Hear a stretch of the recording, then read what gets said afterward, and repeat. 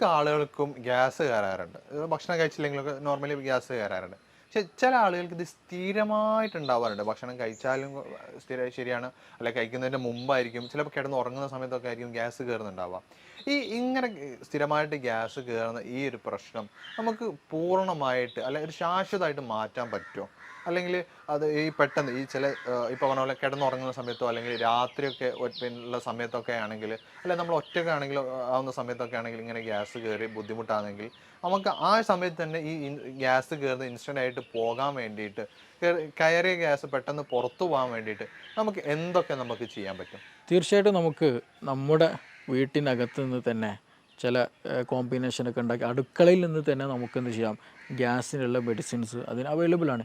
അതേപോലെ തന്നെ ചോദ്യത്തിൽ വന്നതുപോലെ നമുക്കിതിന് പൂർണ്ണമായും മാറ്റാൻ പറ്റുമോ എന്നുള്ളതാണ്. ഒരുപാട് പേർക്ക് നമ്മുടെ ക്ലിനിക്കിൽ വരുമ്പോൾ ചോദിക്കുന്നൊരു ചോദ്യമാണ് ഗ്യാസിൻ്റെ ഇഷ്യൂ. അത് പലപ്പോഴും പറയില്ല, അതൊരു സൈലൻ്റ് ആക്കിയിട്ട് വെക്കും, അതൊരു സെക്കൻഡറി ആക്കിയിട്ട് പലപ്പോഴും വെക്കാറുണ്ട്. പക്ഷെ നമ്മൾ മനസ്സിലാക്കേണ്ട ഒരു കാര്യം, ഓൾമോസ്റ്റ് പല റീസൺസിന് പല അസുഖങ്ങൾക്കും കാരണം അതിൻ്റെ ബേസിക് ആയിട്ടുള്ളത് വയറാണ്. അപ്പോൾ അതുകൊണ്ടാണ് വയറ് കേട് വന്നത് കൊണ്ടാണ് യഥാർത്ഥത്തിൽ പല അസുഖങ്ങളും ഉണ്ടാകുന്നത്. അതിൻ്റെ വയറ് കേട് വന്നതിൻ്റെ ഒരു ലക്ഷണം മാത്രമാണ് ഗ്യാസ് എന്ന് പറയുന്നത്. ഇപ്പോൾ ഒട്ടുമിക്ക കേസുകൾ ബാക്ക് പെയിൻ ഉള്ള കേസുകളുണ്ടായിരിക്കും, കോൺസ്റ്റിപ്പേഷൻ ഉള്ള കേസ് ഉണ്ടാവും, പൈൽസ് വന്ന കേസുകളുണ്ടായിരിക്കും, അൾസറേറ്റീവ് കൊളൈറ്റിസിന് കേസുകളുണ്ടായിരിക്കും, ഈവൻ ഫീവർ ഉണ്ടായിരിക്കും, ഹെഡ് ഏക്കിൻ്റെ പ്രശ്നമുള്ളവരുണ്ടായിരിക്കും, ഇടയ്ക്കിടയ്ക്ക് അലർജിക് ഇഷ്യൂസ് ഉള്ളവരുണ്ടായിരിക്കും, സ്കിൻ അലർജി ഉള്ളവർക്കുണ്ടായിരിക്കും. അപ്പോൾ ഈ ഓൾമോസ്റ്റ് എല്ലാ കേസുകളുടെയും റീസൺ ചോദിച്ചാൽ, അല്ലെങ്കിൽ ഇങ്ങനെയുള്ള കേസുകൾ വരുമ്പോൾ നമ്മൾ അവരോട് ചോദിച്ചാൽ അവർ പറയും അവർക്ക് എന്തുണ്ടായിരിക്കും, ഗ്യാസിൻ്റെ പ്രശ്നമുണ്ടായിരിക്കും, അല്ലെങ്കിൽ സ്റ്റൊമക്ക് നോർമലായിരിക്കില്ല, അബ്ഡോമൻ നോർമലായിരിക്കില്ല, ഗട്ട് ഹെൽത്ത് നോർമലായിരിക്കില്ല എന്നുള്ളത്. അപ്പോൾ നമ്മൾ ആദ്യം മനസ്സിലാക്കേണ്ടത് ഇതിൻ്റെ പിന്നിലായിട്ട് ഒരുപാട് റീസൺസ് ഉണ്ട് എന്നുള്ളതാണ്. അതായത് സ്റ്റൊമക്ക് ഹെൽത്ത് നോർമൽ അല്ല എന്നുള്ളതിൻ്റെ ഏറ്റവും ബേസിക് ആയിട്ടുള്ള ഒരു സംഗതിയാണ് ഗ്യാസ് എന്നുള്ളത്. അപ്പോൾ അത് ആദ്യം നമ്മൾ മനസ്സിലാക്കേണ്ടതുണ്ട്. പിന്നെ ചോദ്യത്തിൽ വന്നതുപോലെ ഗ്യാസ് നമുക്ക് നമ്മുടെ വീട്ടിൽ നിന്ന് തന്നെ റിമൂവ് ചെയ്യാം. ചില ആളുകൾക്ക് എന്ത് ചെയ്യും, അത് റിപ്പീറ്റഡ് ആയിട്ട് വരും, അമിതമായിട്ട് ഭക്ഷണം കഴിച്ചാലും വരും, ഭക്ഷണം കഴിച്ചില്ലെങ്കിലും വരും, ഭക്ഷണം കഴിച്ചു കൊണ്ടിരിക്കുമ്പോൾ വരും, പല സമയത്ത് വന്നിരിക്കുന്ന പല ആളുകളും പല രീതിയിലാണ് ഗ്യാസ് കാണാറുള്ളത്. അപ്പോൾ ഇത് ഗ്യാസ് എന്തുകൊണ്ട് വരുന്നോ അതിന് റീസൺ എന്താണ് എന്നുള്ളത് ആദ്യം മനസ്സിലാക്കണം. ഗ്യാസ് രണ്ട് തരത്തിലുണ്ട് പ്രധാനമായിട്ടും. ഒന്ന് ഹൈപ്പർ അസിഡിറ്റിയിൽ വരുന്നുണ്ട്, ഹൈപ്പോ അസിഡിറ്റിയിൽ വരുന്നുണ്ട്. അപ്പോൾ നമ്മൾ എപ്പോഴും നോക്കണം ഹൈപ്പർ ആണോ അല്ല ഹൈപ്പോ ആണോ എന്നുള്ളത്. ഗ്യാസ് ഹൈപ്പർ അസിഡിറ്റിയിലും വരും, ഹൈപ്പോയിലും വരും. അപ്പോൾ നമ്മളെപ്പോഴും നമ്മുടെ സ്റ്റൊമക്ക് pH അല്ലെങ്കിൽ സ്റ്റൊമക്കിൻ്റെ കണ്ടീഷൻ എപ്പോഴും ഒരു ന്യൂട്രലായിട്ടാണ് കൊണ്ടുപോകേണ്ടത്. അപ്പോൾ അത് കൂടിയാലും പ്രശ്നമാണ്, കുറഞ്ഞാലും പ്രശ്നമാണ്. ഹൈപ്പർ അസിഡിറ്റിൻ്റെ കേസ് എടുത്ത് നോക്കാം. നമ്മൾ അമിതമായിട്ട് അങ്ങനെയുള്ള കേസുകളിൽ അമിതമായിട്ട് ക്ഷീണം തോന്നും, അമിതമായിട്ട് ചിലപ്പോൾ വയറുവേദന വരും, ഛർദ്ദിക്കാൻ വരും, ആൾ പറ്റ സ്കിന്നായിട്ടായിരിക്കും, ഭയങ്കര സ്കെൽറ്റലായിരിക്കും, കൂടുതൽ തടിയൊന്നും വെക്കൂല, ഇടയ്ക്കിടയ്ക്ക് ചിലപ്പോൾ ഭക്ഷണം കഴിച്ചാൽ പെട്ടെന്ന് വയറ്റുന്ന് പോകാൻ തോന്നും. അങ്ങനെയുള്ള പല അസ്വസ്ഥതകളും ഹൈപ്പർ അസിഡിറ്റിയിൽ കണ്ടുവരാറുണ്ട്. ഈ കേസുകളിൽ ഈ ഹൈപ്പർ അസിഡിറ്റി വരാനും ഒരുപാട് കാരണങ്ങളുണ്ട്. നമ്മൾ സ്പൈസി ആയിട്ടുള്ള ഫുഡുകൾ അമിതമായി കഴിക്കുക, കൂടുതൽ അസിഡിറ്റി കൂടിയ ഫുഡുകൾ, ഉപ്പിലിട്ടതൊക്കെ എന്ത് ചെയ്യുക, അമിതമായിട്ട് കഴിക്കുക, കൂടുതൽ ഉപ്പടങ്ങിയിട്ടുള്ള ഭക്ഷണം കഴിക്കുക, പിന്നെ അതുപോലെ തന്നെ ടെൻഷൻ കൂടുതലായി ഉണ്ടാകുക, പിന്നെ അതുപോലെ എച്ച് പൈലോറിക്കിന് ഇൻഫെക്ഷൻ വരിക.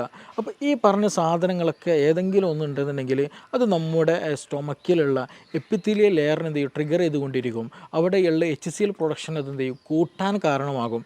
അപ്പോൾ HClൻ്റെ പ്രൊഡക്ഷൻ കൂടുക, ഗ്യാസ്ട്രിക് സെക്രീഷൻ കൂടിക്കഴിഞ്ഞാൽ സ്വാഭാവികമായിട്ടും അവിടെ ഗ്രാജ്വലി എന്ത് ചെയ്യും, അവിടെ ഇൻഫ്ലമേഷൻ വരും, അവിടെ ഇൻഫെക്ഷൻ വരും. അതിൻ്റെ കൂടെ തന്നെ അവിടെ ഗ്യാസ് പ്രൊഡക്ഷൻ കാരണം ഗ്യാസ് സൈറ്റ് ഇങ്ങനെ തികട്ടിയിട്ട് വരും. ചിലപ്പോൾ വോമിറ്റിങ് വരും, ഛർദ്ദിക്കാൻ തോന്നും, ചിലപ്പോൾ നോസിയൻ്റെ അങ്ങനെ ഒരു ഫീലിംഗ് ഉണ്ടായിരിക്കും, തല ചുറ്റുന്നത് പോലെ തോന്നും, തലയിൽ എന്തോ ഹെവിനെസ് പോലെ, തലക്ക് കനമുള്ളത് പോലെയൊക്കെ തോന്നും.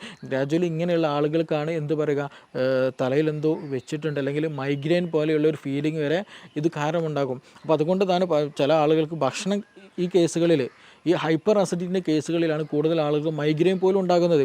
അപ്പോൾ അതിൻ്റെയൊക്കെ ബേസിക് റീസണും അല്ലെങ്കിൽ നമുക്ക് കാണാൻ കഴിയുന്നതാണ് ഈ പറയുന്ന ഗ്യാസാണ്. അപ്പോൾ എപ്പോഴും ഗ്യാസ് ഉള്ളവർ ശ്രദ്ധിക്കണം. അത് മേ ബി ഈവൻ ക്യാൻസർ വരെ നീളാൻ ചാൻസ് ഉണ്ട്.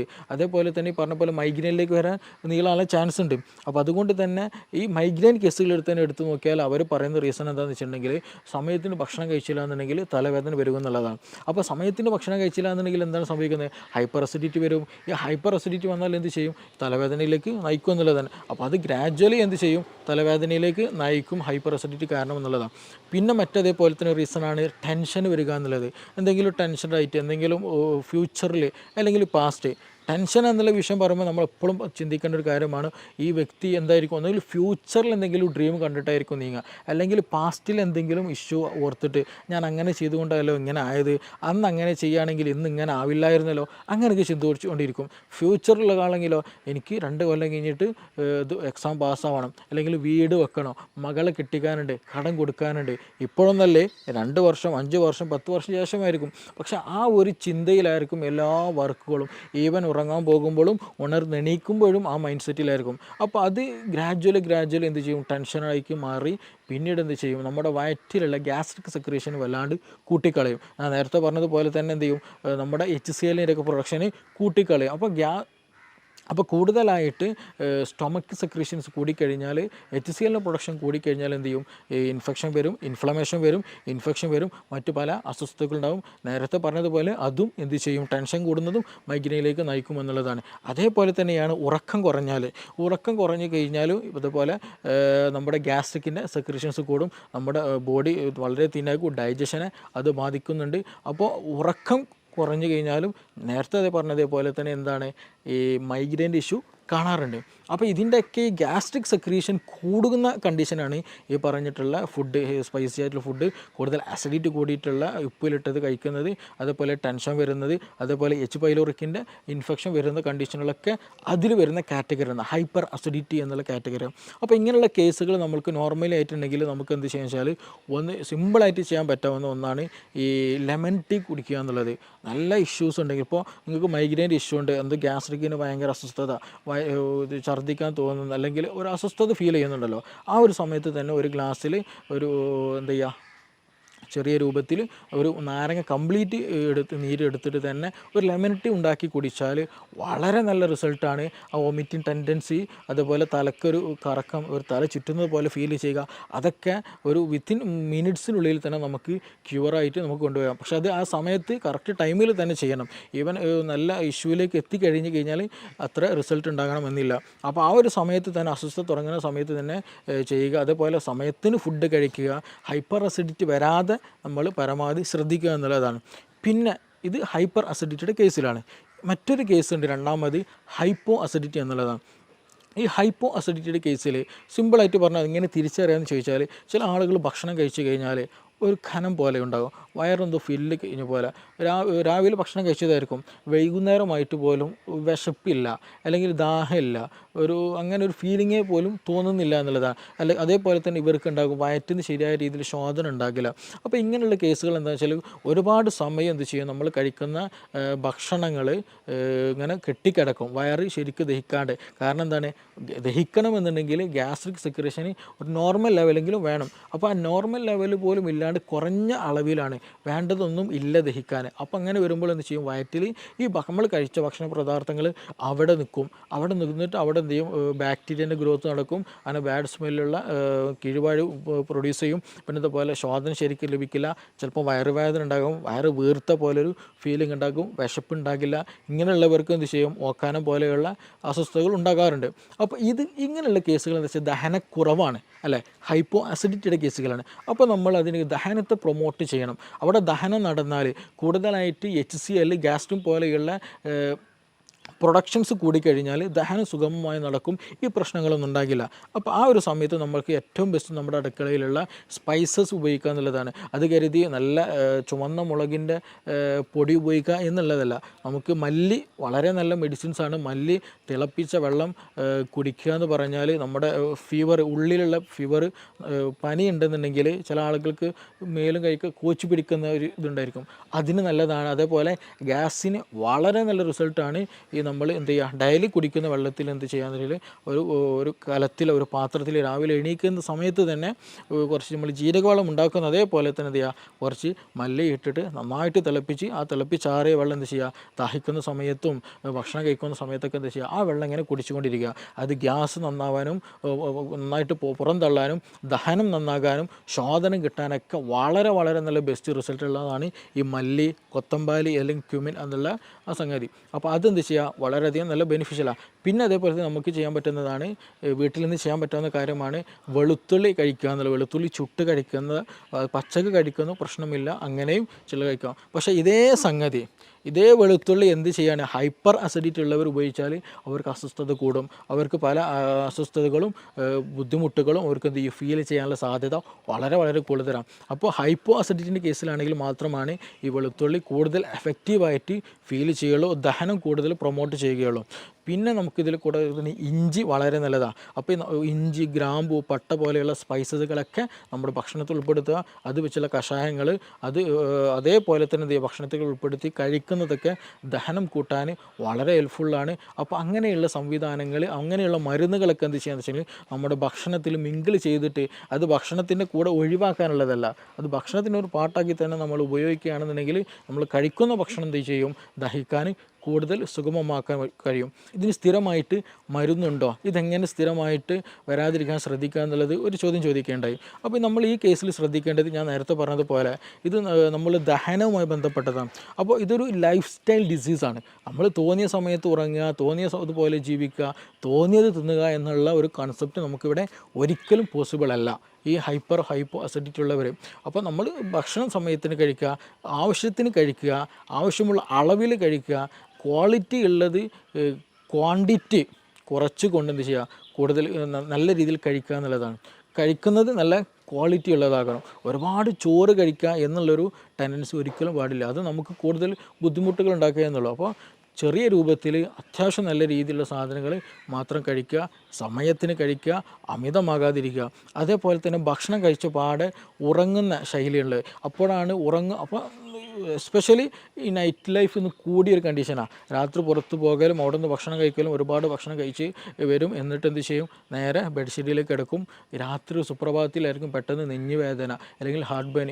അതും ഈ നെഞ്ചരിച്ചിൽ എന്ന് പറയുന്ന ഗ്യാസിൻ്റെ ഒരു പെയിൻ, നമുക്ക് ഗ്യാസിൻ്റെ ഈ പെയിന് വരിക എന്ന് പറഞ്ഞിട്ടുണ്ടെങ്കിൽ നമ്മുടെ ഹാർട്ടിരിക്കുന്ന ഭാഗം ഉണ്ടല്ലോ, അവിടെ നിന്ന് തന്നെയാണ് ആ ഒരു പെയിന്, വേദന ഫീൽ ചെയ്യുക, തുടങ്ങുക അവിടെ നിന്ന് തന്നെയാണ്. അപ്പോൾ അതുകൊണ്ട് തന്നെ നമുക്ക് കൺഫ്യൂഷൻ ആയിരിക്കും, അപ്പോൾ ഇത് എന്താണ്, ഹാർട്ട് അറ്റാക്ക് ആണോ, ഹാർട്ടിൻ്റെ ഇഷ്യൂ ആണെന്നുള്ളത്. നമ്മൾ ഉടൻ തന്നെ ഹോസ്പിറ്റലിൽ പോകും, ടെസ്റ്റുകളൊക്കെ നടത്തും, നോർമലായിരിക്കും, ഗ്യാസിന് പ്രശ്നമായിരിക്കും. ഇങ്ങനെ കൂടുതലായിട്ട് ഇന്ന് രാത്രികളിൽ ഹോസ്പിറ്റലുകൾ വരവ് കൂടുതലാണ്. എന്താണ് ഇതിന് റീസൺ എന്ന് ചോദിച്ചാൽ നൈറ്റ് ലൈഫാണ്. കൂടുതലായിട്ട് രാത്രിയിൽ അമിത ഭക്ഷണം കഴിക്കും, ഭക്ഷണം കഴിച്ചിട്ട് അതേപോലെ വന്നിട്ട് ബെഡിൽ കിടക്കും എന്നുള്ളതാണ്. ഇവർക്ക് ഛർദ്ദിക്കാൻ വരും, പുളിച്ചത് കെട്ടൽ വരും, പിന്നെ അങ്ങനെയുള്ള പല അസ്വസ്ഥതകളും ഇവർക്കുണ്ടായിരിക്കും. അപ്പോൾ അത് വരാനുള്ള റീസൺ എന്താണെന്ന് വെച്ചാൽ നമ്മളെ ഭക്ഷണം ഫില്ലായി കഴിഞ്ഞിട്ട് എന്ത് ചെയ്യും, ബെഡിൽ വന്ന് കിടക്കുന്ന സമയത്ത് ഈ ഗ്യാസ്ട്രിക്കിലുള്ള കണ്ടൻറ്റുകൾ എന്ത് ചെയ്യും, വീണ്ടും റിഗർജിറ്റേഷൻ വരും. നമ്മുടെ ഈസോഫാഗസ്, അതായത് അന്നനാളത്തിലേക്ക് തന്നെ എന്ത് ചെയ്യും, മുകളിലേക്ക് തന്നെ വീണ്ടും റിട്ടേൺ അടിക്കാൻ തുടങ്ങും. അങ്ങനെ റിട്ടേൺ അടിക്കുമ്പോഴാണ് നമുക്കൊരു പുളിരസം തോന്നുക, ഛർദ്ദിക്കാൻ തോന്നുക, അങ്ങനെയുള്ള പല അസ്വസ്ഥതകളും തോന്നുക. അപ്പോൾ അങ്ങനെ അസ്വസ്ഥതകളുള്ളവർ, അങ്ങനെ അസ്വസ്ഥത ഉള്ളവർക്കാണ് കൂടുതലായിട്ട് ഈ പറഞ്ഞതുപോലെ രാത്രി ഫുഡ് അമിതമായിട്ട് കഴിച്ചിട്ട് എന്ത് ചെയ്യും, വന്ന് കിടക്കുന്നവർക്കാണ് ഈ പറഞ്ഞുള്ള രാത്രിയിലുള്ള അസ്വസ്ഥതകൾ കൂടുതലായിട്ട് കാണുന്നത്. ഇനി മറ്റൊരു ചോദ്യം ചോദിച്ചതുപോലെ തന്നെ ഇത് ലൈഫ് സ്റ്റൈലൊക്കെ നോർമലാണ്, വേറെ പ്രശ്നങ്ങളൊന്നുമില്ല, കറക്റ്റ് ഭക്ഷണം കഴിക്കുന്നുണ്ട്, പക്ഷേ എന്നിട്ട് പോലും എന്ത് ഗ്യാസിന് അസ്വസ്ഥതകളുണ്ട്, ഛർദ്ദിക്കാൻ വരുന്നുണ്ട്, ചില സമയത്ത് അൾസറിൻ്റെ ഇഷ്യൂസ്, ഇടയ്ക്കിടയ്ക്ക് വായിലും മുറിവൊക്കെ വരുന്നുണ്ട്. തീർച്ചയായിട്ടും അതൊരു ഇൻഫെക്റ്റീവ് കണ്ടീഷനാണ്. എച്ച് പൈലോറിക്കിൻ്റെ പ്രസൻസ് കാരണമായിട്ട്, എച്ച് പൈലോറി ഓൾമോസ്റ്റ് എല്ലാ ആളുകളിലും കണ്ടുവരുന്ന ഒരു ബാക്ടീരിയയാണ് ബാക്ടീരിയം പൈലോറി എന്ന് പറയുന്നത്. എച്ച് പൈലോറിക് എന്നുള്ള ഈ ബാക്ടീരിയ എന്താണ്, ആക്റ്റീവായിട്ടുണ്ടായിരിക്കും, ഈ സ്റ്റൊമക്കിൽ ആക്റ്റീവായിട്ടുണ്ടായിരിക്കും. സ്റ്റൊമക്കിനൊരു പ്രത്യേകതയുണ്ട്, നമ്മുടെ ഒരു എപ്പിത്തിലെ ലെയറുണ്ട്, നമ്മൾ ടൈറ്റ് ജംഗ്ഷൻ എന്ന് വെച്ചിട്ടുണ്ടെങ്കിൽ ഒരു സെല്ല് അടുത്ത സെല്ലും കൂടി ഭയങ്കര ടൈറ്റഡാണ്, അതിൻ്റെ ഇടയിൽ ഗ്യാപ്പില്ല. അങ്ങനെ ടൈറ്റായിട്ട് ഇങ്ങനെ നിരയായിട്ട് വെച്ച ഒരു ലെയറാണ് എപ്പിത്തിലെ ലെയർ. അതിന് നേരെ മുകളിലാണ് മ്യൂക്കസ് എന്നുള്ള ഒരു വഴുവഴുത്ത ഒരു കൊഴുപ്പുണ്ടായിരിക്കും. അതിൻ്റെ മുകളിലാണ് എന്ത്, ഈ ആസിഡിൻ്റെ പ്രസൻസ് ഉണ്ടാവുക. അപ്പോൾ ഈ ആസിഡ്, ഈ പറഞ്ഞ മ്യൂക്കസ്, അതിന് താഴെ എപ്പിത്തീലിയൽ ലെയറാണ്. എപ്പിത്തീലിയൽ ലെയർ എന്ന് പറയുന്നത് നമ്മുടെ ബോഡിയോട് അത്രയും ചേർന്നിരിക്കുന്നതാണ്. അപ്പോൾ ആസിഡും നമ്മുടെ ബോഡിയിലേക്ക് തട്ടരുത്, അല്ലെങ്കിൽ നമ്മുടെ ശരീരത്തിലെ സെല്ലിലേക്ക് തട്ടരുത്. അപ്പോൾ അതിന് പ്രൊട്ടക്ഷനാണ് യഥാർത്ഥത്തിൽ അതിന് ഇൻ ബിറ്റ്വീൻ ആയിട്ടുള്ള ഈ മ്യൂക്കസ് മെമ്പർ അല്ലെങ്കിൽ മ്യൂക്കസിൻ്റെ പ്രസൻസ് എന്ന് പറയുന്നത്. അത് നോർമലായിട്ട് നമുക്ക് വേണ്ടതാണ്. അപ്പോൾ ചില കണ്ടീഷനുകളിൽ ഈ എച്ച് പൈലോറിക്കിൻ്റെ പ്രസൻസ് കൂടുതലായിട്ടുണ്ടായിരിക്കും, എച്ച് പൈലോറിക് ആക്റ്റീവ് ആയിട്ടുണ്ടായിരിക്കും. അങ്ങനെ വരുമ്പോൾ നമ്മുടെ ശരീരം ഈ ഒരു എച്ച് പൈലോറിക്കിന് വേറെ പ്രത്യേകത കൂടെ ഉണ്ട്. അവർക്ക് യൂറിയസ് എന്നുള്ള ഒരു എൻസൈം അവരുടെ ശരീരത്തിലുണ്ട്, അല്ലെങ്കിൽ ആ ഒരു ബാക്ടീരിയയിലുണ്ട്. അപ്പോൾ അങ്ങനെയുള്ള കണ്ടീഷനുകളിൽ ഈ ഫുഡ് പാർട്ടിക്കിൾ വരുമ്പോൾ എന്ത് ചെയ്യുമെന്ന് വെച്ചിട്ടുണ്ടെങ്കിൽ ഇവർ ഈ യൂറിയസ് എന്ത് ചെയ്യും, യൂറിയനെ എന്ത് ചെയ്യും, കൺവേർട്ടഡ് ആക്കിയിട്ട് അമോണിയാക്കി മാറ്റും. NH3 അമോണിയാക്കി മാറ്റും. ഈ എച്ച് പൈലോറിക് ബാക്ടീരിയ എന്ത് ചെയ്യും, അവരുടെ എൻസൈം ഉപയോഗിച്ചിട്ട് ഭക്ഷണത്തിൽ വരുന്ന യൂറിയയെ എന്ത് ചെയ്യും, മാറ്റും, അമോണിയായിട്ട് മാറ്റും. ഈ അമോണിയ എന്താണ്, ഒരു ആൽക്കലി കണ്ടൻ്റാണ്.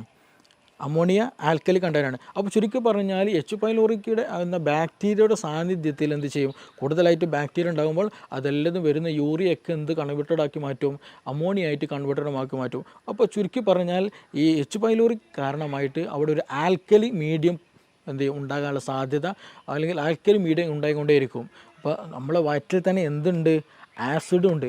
അപ്പോൾ ഈ ആൽക്കലിയും ആസിഡും മിക്സ് ആയി കഴിഞ്ഞാൽ സ്വാഭാവികമായിട്ടും ന്യൂട്രലൈസേഷൻ നടക്കും.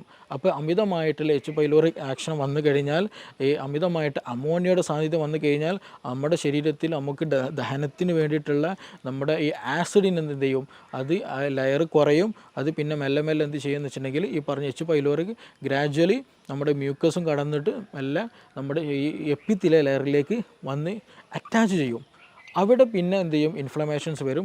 ആ ഇൻഫ്ലമേഷൻസ് ഗ്രാജ്വലി ഈ പറഞ്ഞ പോലെ അൾസറിലേക്ക് മറ്റു പല പ്രശ്നങ്ങളിലേക്ക് വരും. അപ്പോൾ ചുരുക്കി പറഞ്ഞാൽ ഈ ഒരു സമയത്ത് തന്നെ മീൻസ് ഞാൻ നേരത്തെ പറയുകയുണ്ടായി, ഇതെന്ത് ചെയ്യും, ഈ ആൽക്കലി മീഡിയം ഈ എച്ച് പൈലോറിക് ഉണ്ടാക്കുമ്പോൾ സ്വാഭാവികമായിട്ടും എന്ത് ചെയ്യും, നമ്മുടെ ശരീരം കൂടുതലായിട്ട് ആസിഡ് പ്രൊഡക്ഷൻ നടക്കും. ഹൈപ്പർ അസിഡിറ്റി ആ സമയത്ത് ഉണ്ടാകാനുള്ള സാധ്യതയുണ്ട്.